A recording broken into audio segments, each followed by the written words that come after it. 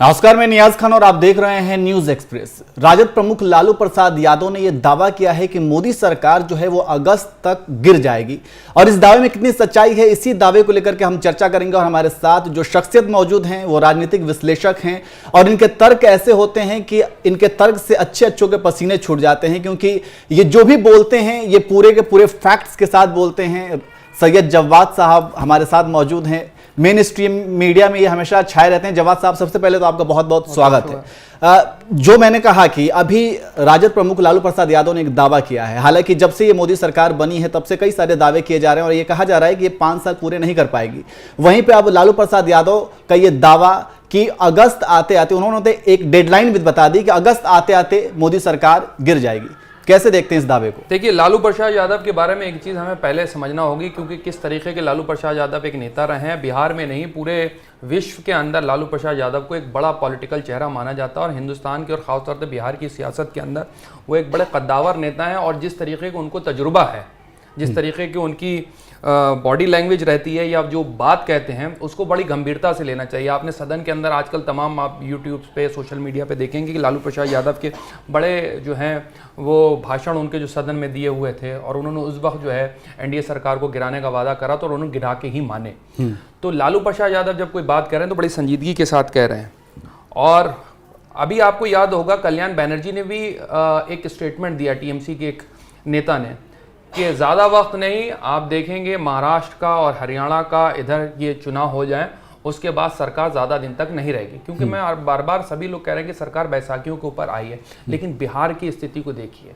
और जो बड़े बड़े उद्योगपति का नाम, जिनका नाम राहुल गांधी जी लेते थे, वो आज जो हैं वो मुलाकात के लिए लोग जा रहे हैं, मिलने के लिए जा रहे हैं। इंडिया अलायंस के कई बड़े जो कद्दावर नेता हैं उनसे मिलने के लिए देश के बड़े बड़े उद्योगपति भी जा रहे हैं। तो एक बड़ा भूचाल वो होने जा रहा है। और बिहार के अंदर जिस तरीके की राजनीति चल रही, जिस तरीके से नीतीश कुमार साहब का दबाव बना हुआ है, वो तो चाह रहे थे कि साथ ही साथ जो है आप विधानसभा चुनाव भी करवा दें और हो सकता है ज्यादा लंबा समय ना लिया जाए, विधानसभा के चुनाव जो है वो पहले हो जाए, ये भी हम देख रहे हैं। तो उनका स्टेटमेंट दिया हुआ बहुत इंपॉर्टेंट है और वो जो बात कह रहे हैं उसको बड़ी गंभीरता से लेना चाहिए। हो सकता है विधानसभा के चुनाव हो जाए जल्द। ठीक है जवाद साहब, आपने यहाँ पे जिक्र किया बैसाखी, और इसके हमें मालूम है कि इसके जो 2 बैसाखी हैं, जो मजबूती के साथ जिन बैसाखियों पे प्रधानमंत्री मोदी चल रहे हैं और पीएम बने हुए हैं, वो 2 बैसाखी, एक नीतीश कुमार हैं, एक चंद्रबाबू नायडू हैं। लेकिन दोनों को ही विशेष राज्य का दर्जा चाहिए, है ना। और हो सकता है कि आगे चल करके क्या कुछ कॉन्फ्लिक्ट हो सकता है, क्या इसी आधार पे लालू प्रसाद यादव इस तरीके के दावे कर रहे हैं? देखिए, लालू प्रसाद यादव के बहुत पुराने अगर संबंध हैं तो चंद्रबाबू नायडू जी से भी हैं।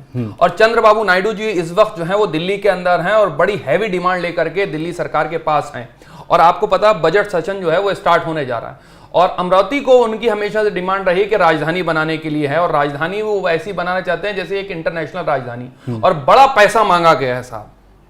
क्या केंद्र सरकार के पास इतना पैसा है? क्या आपने देखा चंद्रबाबू नायडू जी ने कोई बड़ा पद या बड़ा मंत्रालय मांगा? नहीं मांगा। आपने स्पीकर भी बनाया, आपने पूरी कैबिनेट जो अपनी मंत्री की बनाई, लेकिन चंद्रबाबू नायडू जी को क्या चाहिए? चंद्रबाबू नायडू जी को इस वक्त चाहिए पैसा। जो इस वक्त स्थिति बनी हुई है आंध्र प्रदेश में, वो स्थिति ऐसी है कि वहां पर पैसे नहीं है। और जब पैसे नहीं है तो एक हैवी लंबी चौड़ी डिमांड लेकर के चंद्रबाबू नायडू दिल्ली के अंदर हैं। और अब तो किसी एक बड़े उसने आर्टिकल भी लिख दिया है कि कितनी की डिमांड है। पहले सुन रहे थे कि 25,000 करोड़ की डिमांड है, वो 50,000 करोड़ की हुई, 75 से अब ज्यादा बढ़ती चली जा रही है। ये तो सिर्फ एक ही डिमांड है। इसके बाद नीतीश कुमार क्या लगता है आपको डिमांड नहीं करेंगे? क्योंकि माननीय प्रधानमंत्री जी जो बड़े पैकेज की बात करके आए तो वो बिहार को मिला नहीं। लेकिन जवाब भाई, नीतीश कुमार के जो तेवर, जैसा कि आपने देखा कि जैसे ही जो सदन में जब मीटिंग हुई थी, बीजेपी के सभी गठबंधन दल के नेताओं की जब मीटिंग हुई थी, नीतीश कुमार तो साक्षात तो वो दंडवत प्रणाम करने लगे थे प्रधानमंत्री मोदी के आगे, जाकर के पैर छूने लगे थे। तो नीतीश कुमार के जो तेवर दिख रहे हैं, जो नरमी दिख रही है, इससे तो नहीं लगता कि ऐसा कुछ नीतीश कुमार करने वाले हैं, जो कि उनके ऊपर एक आरोप लगता है पलटू राम के नाम से। नहीं, मैंने तो एक जगह कहा, किसी ने कहा कि उन्होंने पैर छू लिए, मैंने कहा वो पैर छू नहीं रहे थे, पैरों की नाप ले रहे थे कि अच्छा, कब जो है वो पैर घसीटना है, कब खींचना है बीजेपी का। समय आने पर वो करेंगे। देखिए क्या है स्थिति। और आपने जब एक बार पेंडोरा बॉक्स खोल दिया, जब आप जो है चंद्रबाबू नायडू जी को देंगे, आप जीएसटी का लोगों का पैसा सरकारों का वापस नहीं दे पा रहे हैं, ऊपर से आप 2 लाख करोड़ रुपए का कर्ज भारत के ऊपर है और आप कर्ज बढ़ाए चले जा रहे हैं। आप अगर देंगे तो क्या बिहार के लोगों को और उत्तर भारत के लोगों को इस चीज की डिमांड नहीं होगी? बिल्कुल होगी। आपने पटना यूनिवर्सिटी को सेंट्रल यूनिवर्सिटी बनाने की बात कही थी, बिल्कुल होगी। अब तो नीतीश जी सरकार में अगर विधानसभा का चुनाव लड़ना है तो आपके पास एक मजबूत विपक्ष खड़ा हुआ है, और जो स्थिति आज की मौजूदा है, आप यकीन मान के रखिए नियाज, आपके दर्शकों को बताना चाहूंगा कि आने वाला वक्त भाजपा की एनडीए की जो सरकार, उसके लिए बहुत ज्यादा डिफिकल्ट होने वाला है। और बिहार और महाराष्ट्र के अंदर एक बड़ा मोर्चा होगा और एक बड़ी हलचल और बैठकों को आप देखने को देख रहे हैं कि बड़ा हो सकता है ये अभी बजट सेशन के अंदर ही कुछ डिमांड रेज हो। लालू यादव ने ये जो दावा किया है, इस दावे को आप कैसे, मतलब आपके, चूंकि आप के पास फैक्ट्स होते हैं और आप तर्क के साथ कोई भी चीज विश्लेषण करते हैं, तो लालू यादव ने जो दावा किया है तो इस दावे का एक आधार क्या है? आपको क्या लगता है कि किन आधार पे उन्होंने ऐसा दावा किया है? और उन्होंने एक तरीके से डेडलाइन भी बता दी है ना कि अगस्त तक मोदी की सरकार गिर जाएगी। नहीं, देखिए क्या है, अगस्त तक का क्या है, क्या आपको पता है बजट सेशन स्टार्ट होने वाला है और डिमांड नीतीश साहब जो है वो लेकर के दिल्ली आएंगे। अच्छा, अगर उनकी डिमांड पूरी नहीं हुई तो आपको पता है इंडिया अलायंस के साथ तो सबसे पहले इंडिया अलायंस का झंडा बरदार, फरमा बरदारी के तरीके से नीतीश कुमार साहब थे। तो नीतीश कुमार साहब के हाथ में दोनों में लड्डू हैं और चंद्रबाबू नायडू और नीतीश जी और लालू जी की पुराने साथियों में से हैं। तो हो सकता, कोई बड़ा बात नहीं, जो लालू जी कह रहे हैं वो बात आपको सत्य नजर आए, क्योंकि इससे पहले उन्होंने 2015 में भी बहुत कुछ कहा था कि भाजपा को 50 सीटें नहीं आ पाएंगी। तो आपको पता होगा जिस वक्त नीतीश ने अलायंस कर लिया तो, और लोग कह रहे थे कि कैसे ये अलायंस हो पाएगा और कैसे चलेगा, उन्होंने भारतीय जनता पार्टी को, जब माननीय प्रधानमंत्री जी का जिसको कहते एक लोगों की बीच बड़े लोकप्रिय नेता थे और 2014 में सबसे ज्यादा हाइट पे थे माननीय प्रधान, उसके बाद उन्होंने बिहार के अंदर रोक दिया था।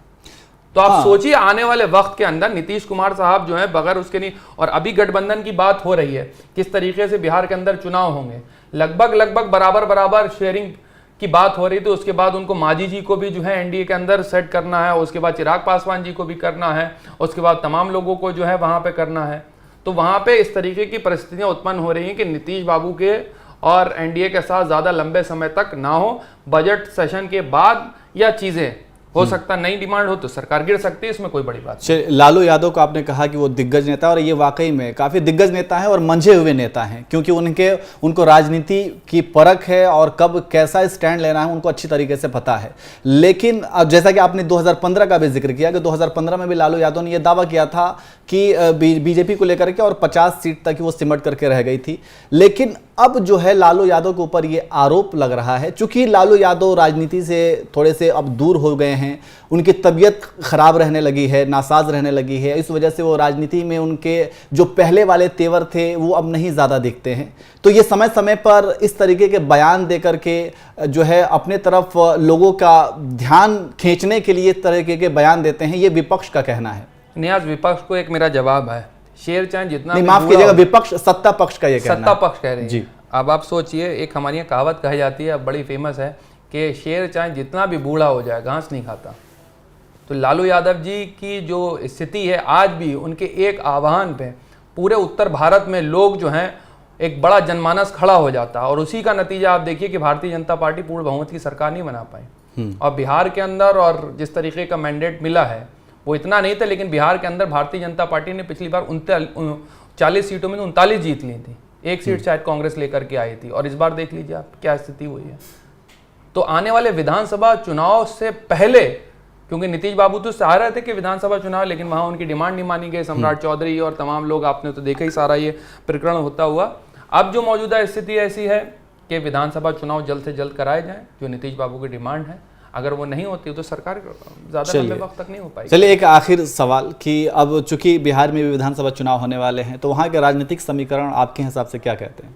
नहीं, राजनीतिक समीकरण ये कहते हैं कि इस वक्त इंडिया अलायंस बहुत मजबूत है, और जिस तरीके से तेजस्वी यादव को लोगों ने देखा, क्लोजली देखा, हो सकता अभी लोकसभा में इतना बड़ा प्रचंड बहुमत ना, लेकिन विधानसभा चुनाव के अंदर बहुत टफ तो फाइट नहीं, बहुत बड़ी फाइट नहीं कहलाऊंगा, क्योंकि इस वक्त भारतीय जनता पार्टी जो है वो ढलता हुआ सूरज है, और इंडिया अलायंस के जो नेता हैं वो उभरते हुए सूरज के तरीके से हैं, क्योंकि पिछले 10 साल में लोगों ने उनकी मेहनत, स्ट्रगल, चीज़ें, मुद्दे सब देखे। भारतीय जनता पार्टी को पिछले में 25 साल के उनके, मैं कहता हूँ 30 साल पुराने वीडियोस लोग निकाल के देखें, वही उनके पास घिसे पिटे मुद्दे हैं। आज आपको पता है देश के अंदर जो महंगाई है, देश के अंदर आटा भी महंगा हो गया और ये मोबाइल के अंदर मिलने वाला डाटा भी महंगा हो गया, तो लोग दोनों ही परेशान हैं। चलिए, तो कुल मिलाकर के लालू यादव ने जो दावा किया है उसके ऊपर सैयद जवाद ने भी अपनी बात रखी है और उन्होंने भी ये बहुत सारे फैक्ट्स पेश किए हैं कि किस आधार पर लालू यादव ऐसा बयान दे रहे हैं। अब अगस्त में क्या कुछ होने वाला है ये तो सबको ही जानता है कि बैसाखी की सरकार है और कभी भी बैसाखी के बल पे चल रही है और जब भी बैसाखी एक भी खिसका तो एक तरफ वो गिर सकती है। तो देखना होगा आगे क्या कुछ होता है। फिलहाल इतना ही, नमस्कार।